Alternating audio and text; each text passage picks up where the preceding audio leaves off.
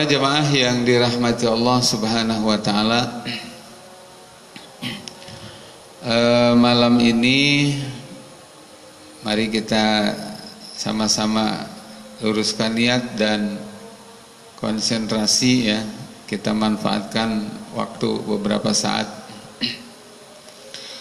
untuk fokus dengan pelajaran. Semoga bisa kita tangkap, bisa kita pahami, kita amalkan, kita dakwahkan.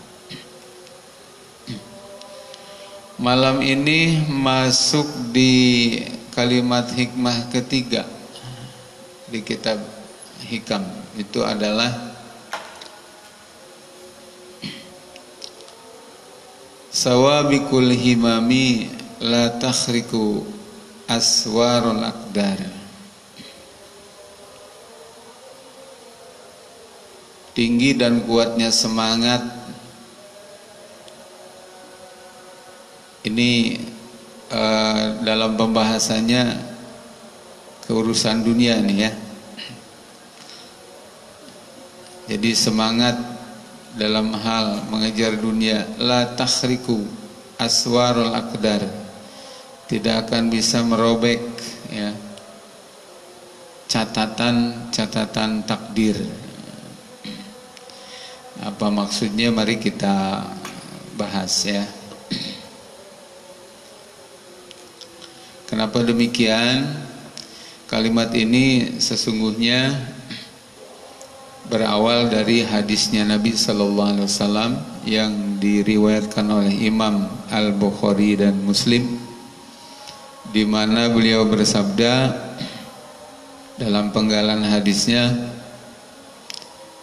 sumayur salu ilaihil malak fayanfuhu fihi ruh wa yu'maru bi arba'i kalimatin bikat birizkihi wa ajalihi wa amalihi sakin wa sa'idin aw syakin.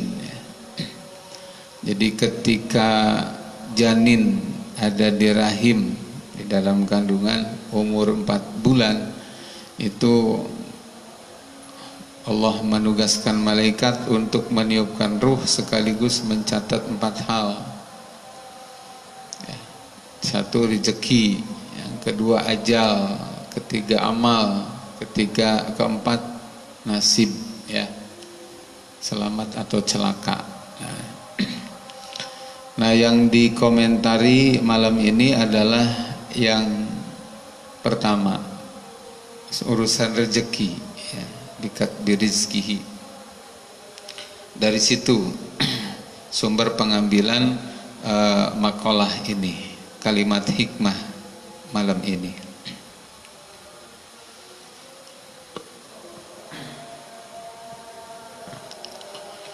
Jadi rezeki sudah dicatat untuk setiap manusia ya. Termasuk juga takarannya, ukurannya. Oleh karena itu maka jangan galau dengan urusan dunia. Yakinlah kepada Allah. Bahkan kalau di ayat yang lain, bukan cuma manusia ya yang dapat jaminan rezeki itu. Allah Subhanahu wa taala berfirman di surat Al-Ankabut ayat 60, wa ka'ayyim min dabbatin la tahmilu rizqaha Allahu yarzuquha wa iyyakum. Betapa banyak hewan ya yang tidak membawa rezekinya, dan hanya Allah lah yang memberikan rezeki kepada mereka dan kepada kalian. Ada lagi ayat, wa ma min dabbatin fil ardi illa 'alallahi rizquha. Tidak ada hewan yang melatak di atas bumi kecuali sudah dijamin rezekinya oleh Allah. Jadi urusan rezeki itu sudah dijamin. Dari mana didapatnya ya, berapa kadarnya. Oleh karena itu maka perkara yang dijamin ini jangan bikin kita galau. Oleh karenanya maka di kalimat hikmah yang keempat, Syekh Ibnu Athaillah mengatakan, arih nafsaka minat tadbir. Jadi istirahatkanlah jiwamu dari kesibukan mengatur dunia ini. Kenapa? Fama qama bihi ghairuka anka ala takum bihi li nafsika. Karena kan itu sudah diurus oleh Allah. Gitu. Maka lebih baik curahkan perhatian, konsentrasi, fokus terhadap sesuatu yang belum dijamin. Apa itu? Tentang keselamatan kita. Keselamatan kita ini ya. Apakah hidup kita akan berakhir dengan husnul khotimah atau su'ul khotimah? Ini perkara yang buat kita nggak ada jaminannya. Kalau Rasulullah dulu sudah dijamin ya. Demikian juga 10 sahabat sudah dijamin. Kalau kita enggak, karena ini belum dijamin mati kita itu baik atau buruk, maka sungguh-sungguhlah untuk beramal baik. Gitu. Kita juga belum ada jaminan, ya, kita tidak tahu nanti dalam barzah kita ini tergolong orang yang bahagia atau disiksa, ya.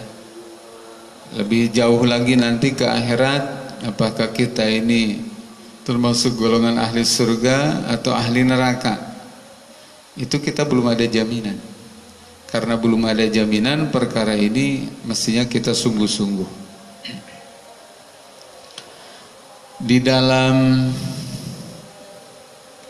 satu ayat ya, Allah Subhanahu wa taala berfirman, ya ayyuhalladzina amanu taqullaha haqqa tuqatih wa la tamutunna illa wa antum muslimun.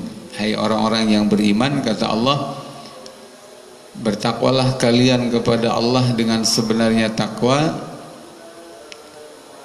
wa la tamutunna, dan sungguh jangan kamu mati, illa wa antum muslimun, kecuali dalam keadaan Islam. Tafsir Ibnu Katsir mengatakan aidawimu alal Islam. Jadi istiqomahlah hidupmu di dalam Islam, kata beliau begitu. Terikat dengan syariat Islam. Kenapa? Li'annahu yuhsarul mar'u ala ma mata alaih. Karena sesungguhnya seseorang di akhirat itu akan dibangkitkan golongan ahli surga atau ahli neraka tergantung kondisi dia mati. Matinya model apa? Itu. Baik atau buruk ya. Kemudian wa yamutul mar'u ala ma hayya alaih, kata beliau, kematian seseorang itu rata-rata bergantung kebiasaan saat hidupnya model apa. Walaupun memang ada yang namanya husnul khotimah dan su'ul khotimah. Tetapi alal aglab ya, aglabiyah, rata-rata itu kepada ayat tadi. Orang kalau hidupnya sehari-hari baik, maka harapan besar matinya baik. Kalau matinya dalam keadaan baik, maka di akhirat dalam keadaan baik. Jadi seseorang itu di akhiratnya model apa, itu bisa kelihatan matinya seperti apa. Nah, kematian itu seperti apa tergantung kebiasaan hidupnya ya. Ada memang husnul khotimah, awalnya buruk, akhirnya jelek. Nah, apa hikmahnya? Hikmahnya adalah untuk para pelaku dosa ya, pelaku maksiat, agar tidak putus asa bahwa rahmat Allah itu ada, tobat itu ada, kalau mau Allah kasih. Kemudian ajar juga ahli fikri, ada juga yang namanya su'ul khotimah. Su'ul khotimah itu artinya apa? Awalnya baik gitu, tapi matinya dalam keadaan buruk. entah itu sedang maksiat, bahkan ada orang yang hidupnya dalam keadaan Islam, matinya justru dalam keadaan kafir. Na'udzubillah min dzalik. Ada, tetapi tidak sebanyak yang tadi. Ya. Jarang. Apa hikmahnya? Hikmahnya adalah untuk menjadi peringatan kepada orang-orang yang soleh, kepada orang-orang yang takwa, agar jangan pernah sombong dan jangan merasa aman. Ingat, setan dan hawa nafsu bekerja bagaimana mencelakakan kita setiap saat. Mintalah selalu perlindungan kepada Allah Subhanahu wa taala. Jadi orang yang soleh jangan sombong dengan kesolehannya, karena boleh jadi kalau sombong justru akan berakhir dengan su'ul khatimah. Sebaliknya, para pelaku dosa jangan pernah putus asa, karena boleh jadi justru mendekati kematian, ada keinginan kuat untuk bertobat dan kemudian Allah terima sehingga mati dalam keadaan baik. Ya. Nah, para sahabat sekalian, jamaah yang dirahmati Allah Subhanahu wa taala, kembali lagi ya. Jadi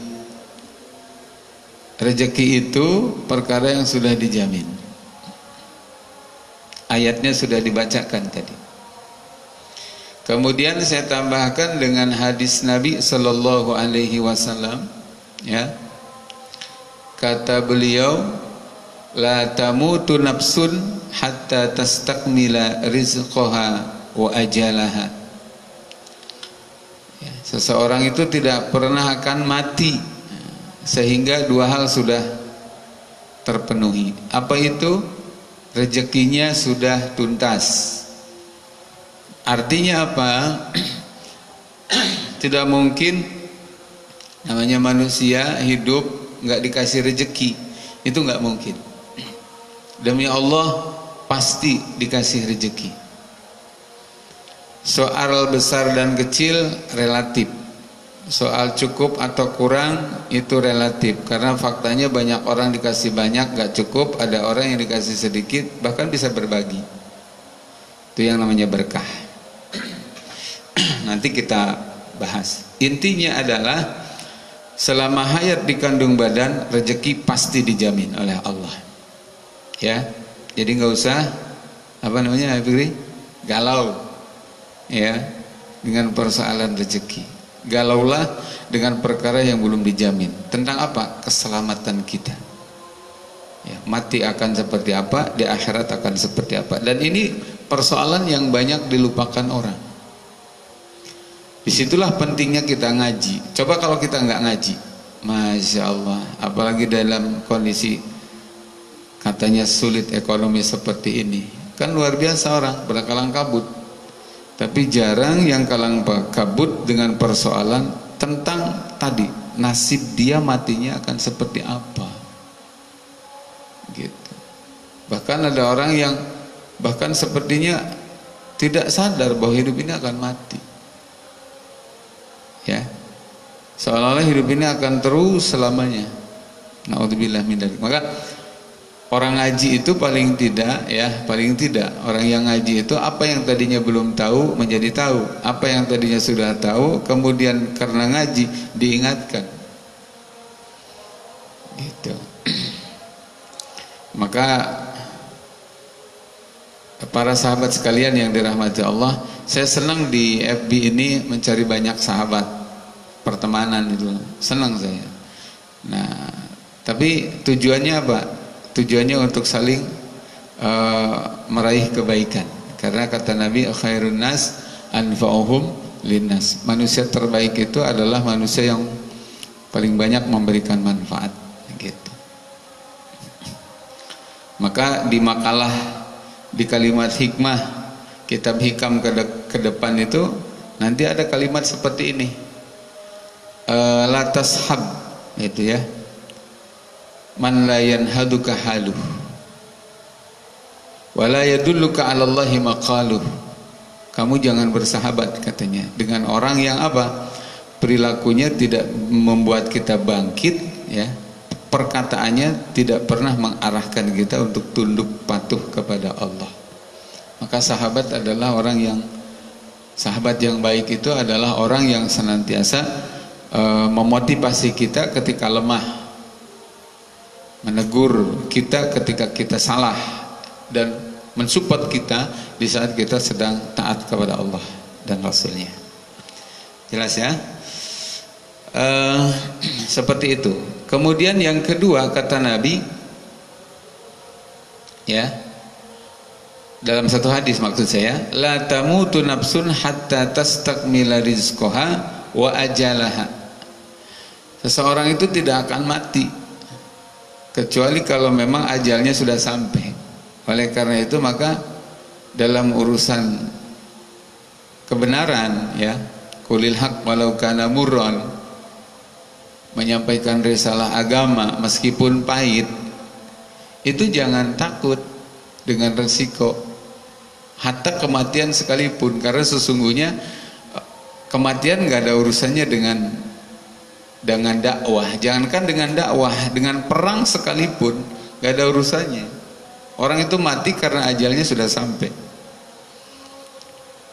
Nah ini perlu nih ya, untuk menguatkan saya sendiri, ya, pada jamaah sekalian, yang mana hari ini kan kita merasakan, ya, kalau ngomong Islam yang benar itu Masya Allah serba dilarang, serba nggak boleh, ya.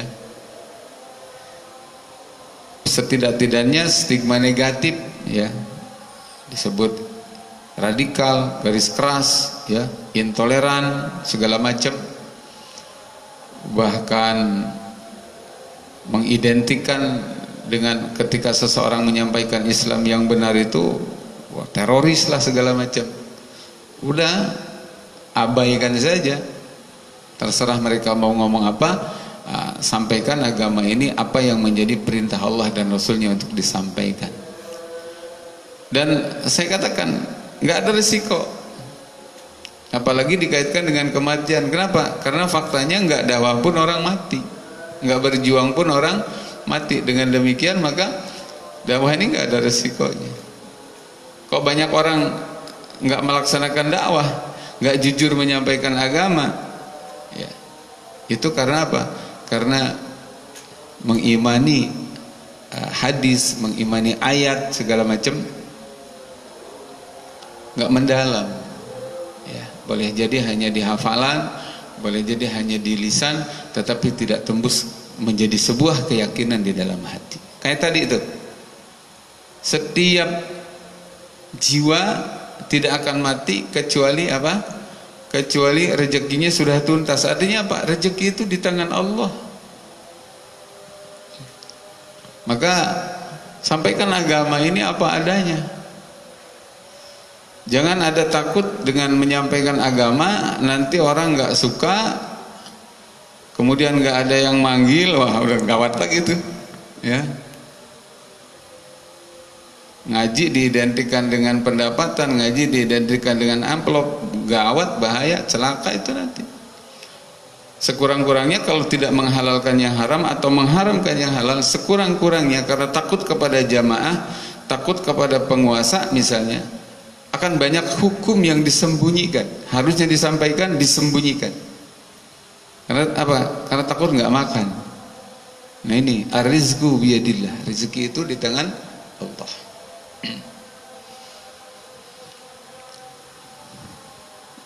Singkat kalimat hadisnya, tetapi bobotnya luar biasa. Subhanallah.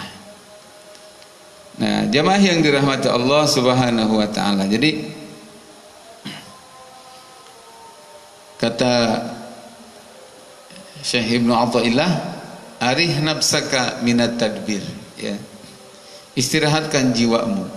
Jangan sampai lelah memikirkan sesuatu yang sudah ditanggung oleh yang lain. Dalam hal ini Allah yang nanggung, gitu, ya.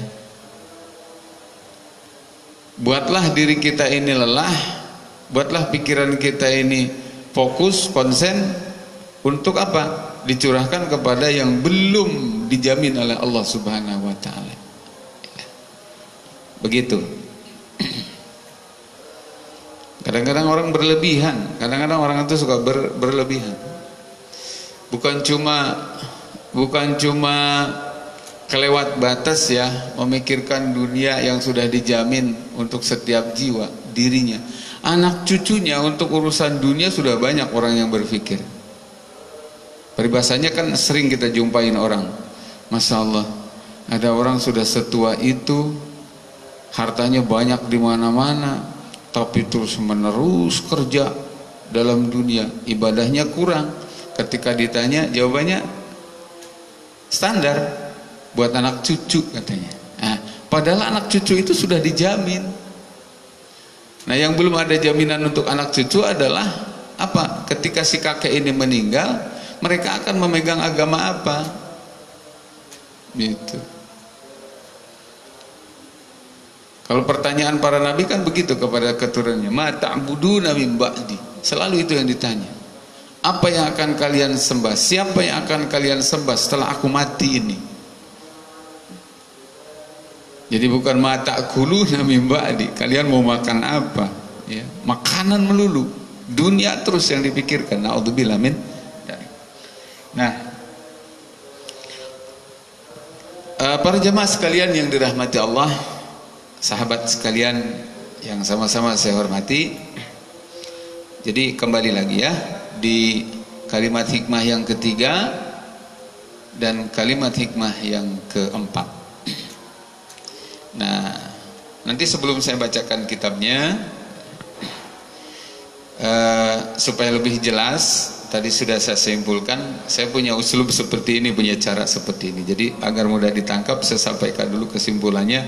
Nanti terakhir baru saya bacakan kitabnya, supaya lebih jelas ya. Ada uslub orang sampaikan dulu teksnya, kemudian kesimpulannya. Kalau saya kesimpulannya dulu, nanti kitabnya dibaca. Jadi kesimpulannya begini. Bismillahirrahmanirrahim.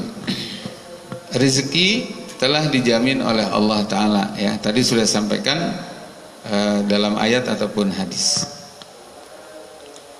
Kita tidak tahu ya catatan rezeki kita di Lauh Mahfud. Kan itu di Lauh Mahfud itu dicatat rezeki kita seberapa. Tetapi yang kita tahu adalah bahwa kita punya namanya hajat adawiyah. Jadi kita ini lahir, Fikri ya, lahir ke dunia ini oleh Allah Subhanahu wa taala membawa fitrah. Apa itu? Salah satunya adalah hajat adawiyah. Anggota badan kita punya keperluan. Contohnya apa? Kita ini bawa fitrah lapar, butuh makan ya. Bawa fitrah haus, butuh minum. Itu yang kita tahu. Tentang rezeki di sana seperti apa, ukurannya seberapa, kita tidak dikasih tahu. Tapi yang jelas sekedar untuk bertahan hidup dijamin oleh Allah. Baik, selanjutnya kita juga lahir ke dunia ini dilengkapi dengan anggota badan untuk mencari makan dan minum ya. Bersyukur kita kepada Allah. Tidak hanya itu, kita juga diberikan akal ya. Kalau sama-sama menjemput rezeki, binatang juga sama seperti itu. Tetapi manusia subhanallah diberi akal ya. Baik, selanjutnya tidak cuma itu, Allah Subhanahu wa taala juga mengutus menurunkan kitab suci kepada kita, Al-Qur'an, yang tibyanan likulli syai ya, menjelaskan segala hal, termasuk di dalamnya adalah ini halal, ini haram, ini makruh, ini mubah ya. Terkait dengan rezeki tadi, ada banyak yang halal, ada banyak yang haram, ada juga yang subhat. Itu dijelaskan.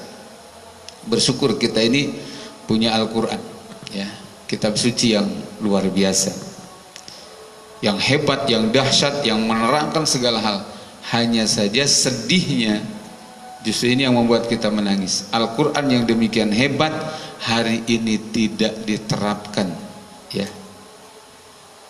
Hari ini tidak diterapkan. Apa yang halal di Al-Quran tidak dihalalkan oleh manusia sekarang ini. Apa yang diharamkan oleh Al-Quran tidak diharamkan oleh manusia sekarang kebanyakan. Masuk bulan suci Ramadan juga, Masya Allah ya, saya hanya mengingatkan saja, karena wa ma alaina illal balagul mubin, kita hanya sekedar punya kemampuan menyampaikan ya. Sedih ya, bulan Ramadan, bulan diturunkannya Al-Quran, gairah umat Islam pun rata-rata mentok hanya sebatas tilawah Quran, hatam Quran. Malam ini dari masjid pondok pesantren yang mulia ini, dengan mohon pertolongan kepada Allah, mohon ridho kepada Allah, saya serukan sekurang-kurangnya untuk menjadi saksi agar nanti di akhirat saya tidak disalahkan, agar nanti saya di akhirat tidak dituntut oleh umat. Apa? Tingkatkan derajat kita, himmah kita, cita-cita kita dari semangat membaca Al-Quran kepada semangat untuk menegakkan syariat Quran. Karena itu adalah merupakan tuntutan dua kalimat syahadat. Itu adalah tuntutan untuk setiap orang yang mengikrarkan dirinya sebagai mukmin, sebagai muslim. Menerapkan syariat Quran itu hukumnya bukan mubah, bukan sunnah, tetapi min muqtadayatis syahadat, termasuk tuntutan dua kalimat syahadat. Konsekuensinya apa? Kalau ada seorang muslim tidak ada keinginan apalagi berani menolak untuk menegakkannya syariat Islam, syariat Quran, maka syahadatnya batal. Ridho dengan aturan selain Al-Quran, maka syahadatnya bermasalah. Jelas saya Fikri ya? Nah, sekali lagi, bersyukur kepada Allah dalam kaitannya dengan urusan rezeki. Allah Subhanahu wa taala menurunkan Al-Qur'an sehingga kita tahu ini halal, ini haram. Saya juga mengingatkan ya kepada saudara-saudara saya ya, yang kebetulan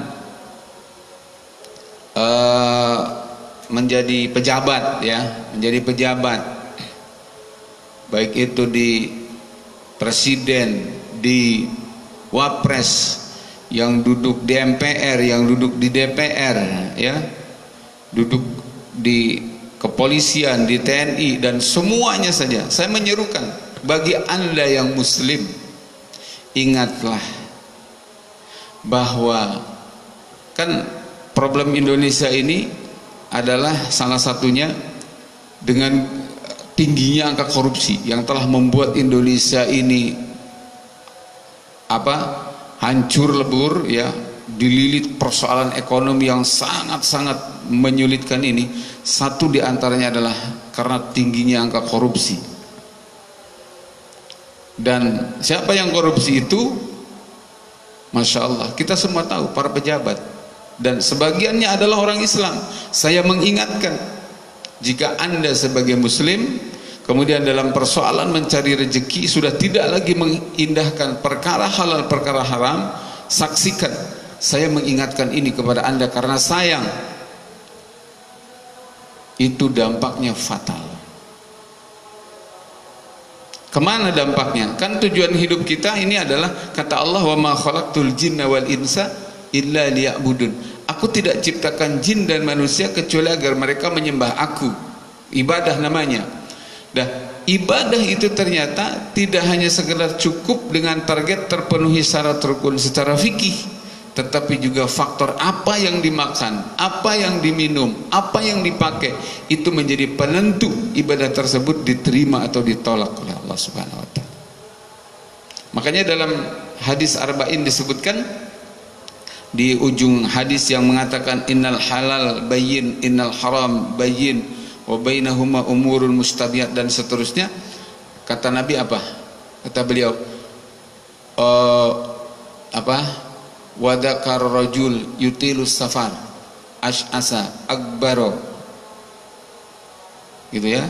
Kemudian yamuddu yadayhi ya Rabb ya Rabb, wa mat'amuhu haram wa masrabuhu haram wa malbasuhu haram wa ghuddiya bil haram fa ayya yustajabu lahu.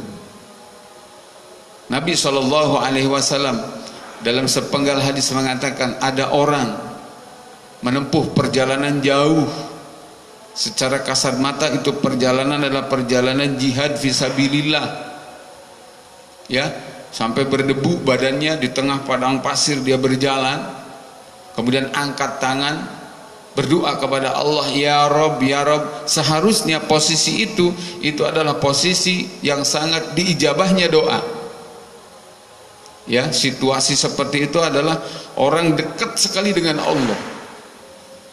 Allah sangat menyenangi situasi di mana orang sedang dalam kondisi seperti itu, di perjalanan perang, di tengah padang pasir, badannya sampai berdebu, angkat tangan, harusnya tembus doa itu. Tapi kata Nabi, berhubung makanannya haram, minumannya haram, pakaiannya haram, dan sumber penghidupannya juga haram, kata Nabi, fa ayya yustajabu lahu. Bagaimana bisa doa itu dikabul, kata Nabi. Oleh karena itu maka para jamaah dan sahabat sekalian yang dirahmati Allah Subhanahu wa taala, saksikan seruan saya ini kepada saudara-saudara saya, ya, dari umat Islam yang kebetulan jadi pejabat, yang kebetulan juga mereka melakukan banyak tindak korupsi. Berhentilah, karena itu tidak akan membuat kalian kaya, kalian bahagia, tidak akan membuat kalian terhormat. Yang ada adalah ibadah kalian semuanya ditolak oleh Allah Subhanahu wa taala. Berhati-hatilah, kehidupan dunia ini singkat, ya. Kehidupan sesungguhnya kita adalah kehidupan akhirat. Maka perhatikan tentang apa? Halal dan haram. Baik, jamaah yang dirahmati Allah Subhanahu wa taala. Kemudian Al-Qur'an sudah diturunkan kepada kita. Selesai sampai di situ? Tidak. Allah utus baginda Nabi Muhammad sallallahu alaihi wasallam yang menjelaskan daripada isi Al-Qur'an secara utuh. Nah, oleh sebab itu maka jamaah yang dirahmati Allah Subhanahu wa taala, atas dasar itu semua maka dalam prinsip tadi, ya, urusan rezeki yang sudah dijamin, kenapa kita nggak perlu galau? Harusnya galau dengan perkara yang belum dijamin. Oleh karena itu maka jalanilah dalam hidup ini mencari nafkah dengan beberapa aturan dan etika serta hukum yang sudah diatur oleh Islam. Satu, luruskan niat, ya. Kalau kita kaitkan dengan bahasan kemarin tuh, makomnya makom apa? Asbab.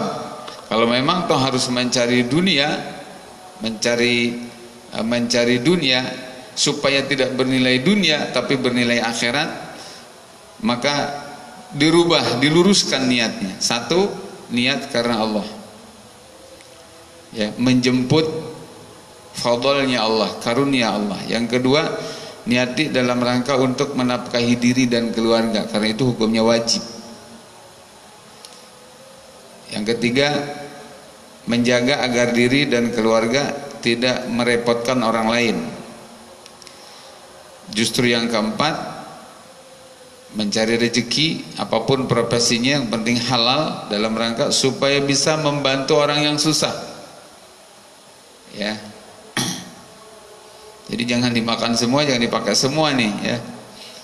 Pakailah seperlunya saja, makanlah seperlunya saja, ada lebih kasihkan semuanya. Kalau belum bisa berbagi, apa yang kita makan juga dimakan oleh orang lain, paling tidak kita dikasih lebih oleh Allah. Ingat, supaya kita mulia, maka berbagilah, ya, berbagilah. Kemudian berikutnya adalah tidak berlebihan, ya. Terus selanjutnya, jangan sampai melebihi konsentrasi, juga kesungguh-sungguhan dalam rangka mengejar akhirat. Kalau berpikir untuk dunia, volumenya berapa, nah itu jangan sampai volumenya melebihi urusan akhirat. Nggak boleh. waktunya berapa jam untuk dunia, jangan sampai melebihi waktu kita untuk akhirat. Ya, di situ ada sholat, di situ ada tilawah Quran, di situ ada tafakur, di situ ada dakwah amar ma'ruf nahi mungkar. Kalau 8 jam, buat juga 8 jam. Begitu. Kemudian bersyukur dan bersabar ya atas apa yang didapat dari ikhtiar. Nah, terus berikutnya adalah tidak menghalalkan segala cara. Karena kita adalah orang beragama ya, muslim gitu ini. Terus jamaah yang dirahmati Allah Subhanahu wa taala, tadi jangan ngeluh dengan urusan dunia.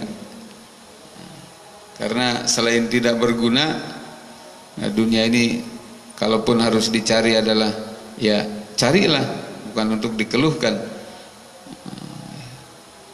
Kalau mengeluh karena kesulitan, toh yang lain masih banyak yang lebih sulit, yang lebih butuh.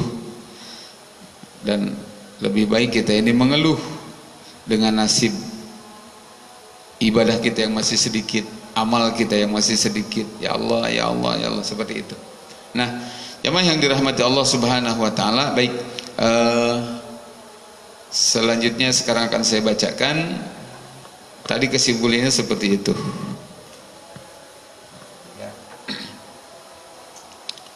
Bismillahirrahmanirrahim. Sawabikul himam la takhriku aswarul aqdar. Al-himam as-sawabik hiya qawiyun nafsi allati tanfa'ilu anha ba'dul mawjudat biidnillahi ta'ala. Jadi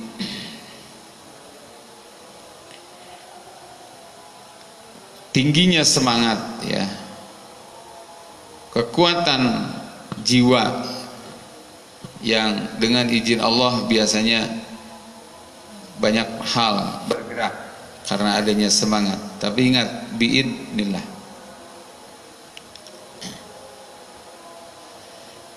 Terus wahadil himam as-sabiqah la tanfa'ilul asya anha illa bil qada wal qadar. Ya. Keyakinan kita adalah kepada qada dan qadar yang bisa untuk menjadikan sesuatu itu bergerak.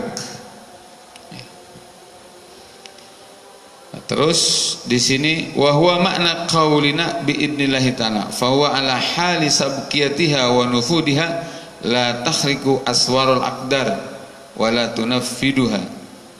Jadi tingginya semangat, kuatnya semangat seseorang itu tidak bisa merobek ya catatan takdir berkenaan dengan rezeki mobil khusus. Seperti itu. Nah, selanjutnya wahasilu dzalika annahu yajibu ayya'taqida annaha asbabun la ta'sira laha wala fa'iliyata wa annal fa'ila huwa Allah ta'ala wahdah indaha la biha.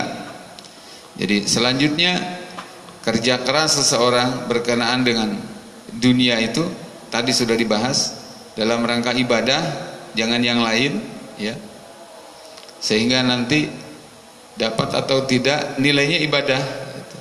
Karena kalau punya keyakinan dengan sungguh-sungguhnya akan otomatis gitu mendapati apa yang didapat dari dunia ini, mengabaikan, menafikan takdirnya Allah Subhanahu wa taala, itu bahkan bahaya ya terkait dengan apa? Mengimani qada dan qadar. Baik, jamaah yang dirahmati Allah Subhanahu wa taala, jadi sesungguhnya seseorang diposisikan dapat rezeki dengan ukuran seberapa itu adalah hanya Allah Subhanahu wa taala. Oleh karena itu maka di sini disebutkan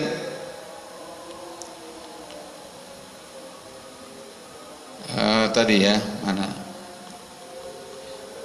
Nah, wa ka'annal muallifa rahimahullahu taala innama awrada hadhil mas'alah baina yaday kalami fit tadbir liyu'arrifaka bidzalik anna wujudat tadbir la jadwiyalah wala faidah. Jadi Syekh Ibnu Athaillah hanya ingin mengatakan dalam perkara ini, ingat ya, bahwa kesungguh-sungguhan itu pada hakikatnya tidak ada dikaitkan dengan qada dan qadarnya Allah ya, tidak akan menambah atau mengurangi jatah. Tetapi tadi saya katakan karena rezeki ini sifatnya rahasia, sementara kita wajib untuk menafkahi diri dan keluarga, maka kerjalah, tetapi dengan volume kerja yang tidak melebihi untuk prioritas akhirat. Bahkan nyari dunianya pun diniati untuk akhirat, sehingga ada kalimat kam min a'malin yutasawwaru bi a'mali dunya sarat min a'malil akhirah bi husnin niyat. Banyak amal yang secara kasat mata kelihatannya adalah amal dunia, tapi karena niatnya baik itu menjadi amal akhirat. Nah itu harus diusahakan tuh. Jangan sampai justru kebalik, ada juga yang kebalik. Wa kam min a'malin yutasawwaru bi amalil akhirah sarat min a'mali dunya bisu'in niyat. Ada banyak amal kelihatannya amal akhirat, bagus nih orang, kelihatannya amal akhirat, tapi karena niatnya buruk ternyata itu hanya jadi amal dunia. Nah, jadi lakukan itu. Terus berikutnya adalah oleh sebab kesungguh-sungguhan tadi dalam hal dunia itu tidak ngaruh, tidak akan merubah keadaan takdir jatah rezeki yang sudah Allah tetapkan di Lauh Mahfuz. Oleh karena itu maka perkara ini adalah wa ma la faidata fihi fudulun, berarti ini perkara yang apa ya, yang enggak penting, layan bagi ayatasagala bih wa yat'aba fihi dawul ukul. Orang-orang yang berakal seyogianya tidak menyibukkan diri dalam perkara ini, apalagi sampai stres dalam urusan ini. Biasa aja ya, gitu. Baik. Nah, jamaah sekalian yang dirahmati Allah Subhanahu wa taala, kemudian berikutnya adalah ini. Di kalimat arih nafsaka minat tadbir fama qama bihi ghairuka anka la taqum bihi li nafsika. Jadi buatlah jiwamu istirahat, jangan pusing memikirkan sesuatu yang sudah ditanggung oleh pihak lain, apalagi yang nanggungnya adalah Allah.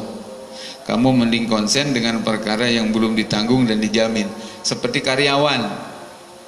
Tuh karyawan kalau kerja di pabrik jangan mikirin bosnya nyari uang dari mana buat ngegaji dia, karena tugas dia adalah bekerja yang baik.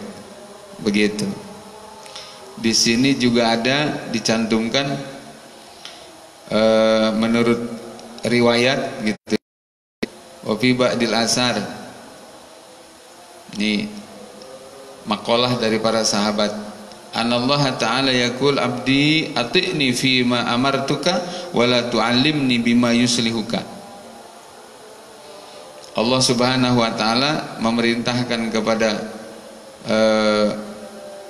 hamba, wahai hambaku, taatlah engkau dengan apa yang aku perintahkan, kerjakan apa yang aku larang, tinggalkan. Wala tu'allimni bima yuslihuka. Kamu jangan ngajarin aku tentang bagaimana hidup kamu baik. Karena otomatis kalau kamu bisa baik dengan memperhatikan perintah-perintahku dan memperhatikan larangan-laranganku, maka sudah menjadi jaminan dari Allah. Allah akan jamin itu. Makanya ada hadis Nabi sallallahu alaihi wasallam bersabda, ihfadillah yahfadka. Jagalah agama Allah, maka Allah akan jaga kamu. Ihfadillah tajidhu tujahaka. Jagalah agama Allah, engkau akan mendapati di setiap langkah kamu disertai dengan pertolongan Allah. Hadis kan mengatakan begitu, idza sa'alta fas'alillah wa idza sta'anta fasta'in billah. Kalau kau minta, mintalah kepada Allah. Ya. Kalau minta tolong, mintalah tolong kepada Allah, dan seterusnya. Jadi tugas kita adalah memperhatikan hal-hal yang belum dapat jaminan, yakni tadi urusan perhatikan tiap hari urusan iman kita. Perhatikan tiap saat bagaimana amal kita. Ya, pikiran kita. Ya. Kemudian muamalah kita, berumah tangga kita. Perhatikan adakah sesuai dengan aturan Allah atau tidak. Nanti perkara lain itu Allah yang jamin. Baik. Jamaah yang dirahmati Allah Subhanahu wa taala, berikutnya ini saya kasih tambahan aja ya. Kasih tambahan bahwa waqad yu'aqabul insan ya. Ini harus tersampaikan juga malam ini. Terkadang manusia itu mendapati kesulitan bil faqri wa hirmani rizki ya, dengan kefakiran dan juga rezeki yang tersumbat li asbabin fa'alaha, karena ada sebab-sebab yang memang dia lakukan. Contohnya apa? Contohnya adalah ada sebab-sebab nih. Li fi'lihi al-ma'asi, li fi'lihi al-ma'asiya allati nahallahu anha, allati nahahullahu anha. Jadi diantaranya adalah dia bermaksiat kepada Allah. Ini dijelaskan di surat An-Nisa ayat 79. Ma asaba min hasanatin fa min Allah wa ma asabaka min sayyi'ah fa min nafsik. Begitu. Apa yang menimpa ke kamu berupa kebaikan, itulah karunia dari Allah. Tapi kalau ada keburukan, itulah akibat dosa yang kalian lakukan. Dalam tafsirannya begitu. Ada lagi di surat Asy-Syura ayat 30. Kata Allah, wa ma asabakum min musibah fabima kasabat aydikum. Apa yang menimpa kamu musibah itu sesungguhnya adalah fabima kasabat aydikum, karena perbuatan, kalau di tafsirnya itu bil ma'asi allati yartakibuhan nas. Ya. Dhaharal fasadu fil barri wal bahri, nyambung dengan ini. Itu adalah al ma'asi. Wa ya'fu an katsir. Dan alhamdulillah Allah Subhanahu wa taala sebagai Tuhan yang Maha Pemaaf, Pengampun, banyak yang diampuni ya. Bagi orang yang bertobat, pintu tobat tidak tertutup. Kemudian ini masih berkenaan dengan bahwa rezeki bisa tersumbat, terhalang karena dosa. Apalagi dosanya dosa riba ya. Dosa riba, dosa korupsi, maling. Wah, Masya Allah, naudzubillah min dzalik. Nabi bersabda, innal abda la yuhramu rizqa biddan biyusibuh. Sesungguhnya hamba sungguh akan dipersulit rezekinya karena dosa yang dia lakukan. Oleh karena itu maka mencari rezeki disertai dengan taat, bukan dengan maksiat. Atau yang ketiga berikutnya nih, waqad yubtalal abdu bil faqri wal marad wa ghairihima minal masaib liikhtibari syukrihi wa sabrih. Liqaulihi ta'ala wa lanabluwannakum bisyai'in minal khawfi wal ju' wa naqsin minal amwal wal anfusi was samarat wa basyiris sabirin alladzina idza asabatuhum musibah qalu inna lillahi wa inna ilaihi raji'un. Jadi ada seseorang yang diuji dengan keterbatasan ekonomi murni ya, bukan karena dia maksiat, tetapi karena Allah ingin menguji saja sejauh mana sabarnya dia, sejauh mana syukurnya dia. Dan kesulitan sekecil apapun kalau dihadapi dengan sabar, ujian sekecil apapun jika dihadapi dengan sabar, gantinya adalah ridho dan surga Allah. Luar biasa. Maka tadi jangan ngeluh dengan urusan dunia ini. Baik jemaah sekalian yang dirahmati Allah Subhanahu wa taala, itulah karenanya terakhir kita tutup dengan hadis Nabi sallallahu alaihi wasallam. Beliau bersabda, ajaban li amril mu'min inna amrahu kullahu lahu khair. Ajib kata Nabi itu. Dahsyat, luar biasa, bombastis. bagi umat Islam ini semua urusannya bernilai baik, kata Nabi. Bagaimana tidak?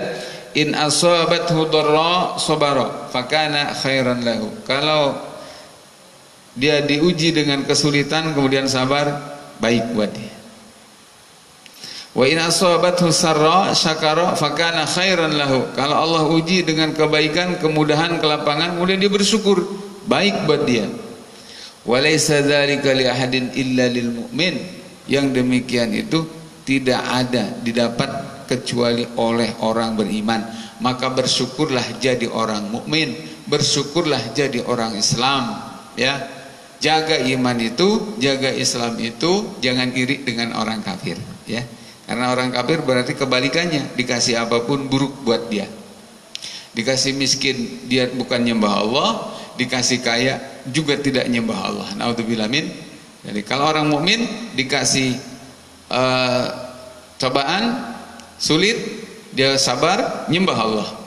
Dikasih kemudahan, kelapangan, dia bersyukur, nyembah Allah. Jadi ini baik, ini baik. Bagi orang yang tidak beriman, tidak ada kebaikan kecuali sebatas sampel baik menurut ukuran manusia, dan itu pun hanya berlaku di dunia saja. Maka bersyukurlah menjadi mukmin, menjadi muslim. Alhamdulillah. Baik, jamaah sekalian dan para sahabat saya yang dekat, yang jauh, ya, yang tergabung di pertemanan Diabi, yang sama-sama saya hormati, semoga semuanya dimuliakan Allah Subhanahu wa taala. Barangkali untuk pembahasan pengajian kita malam ini sampai di sini dulu, ya.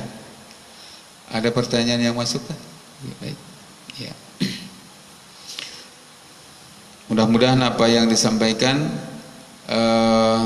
diridhoi Allah, menjadi ilmu yang manfaat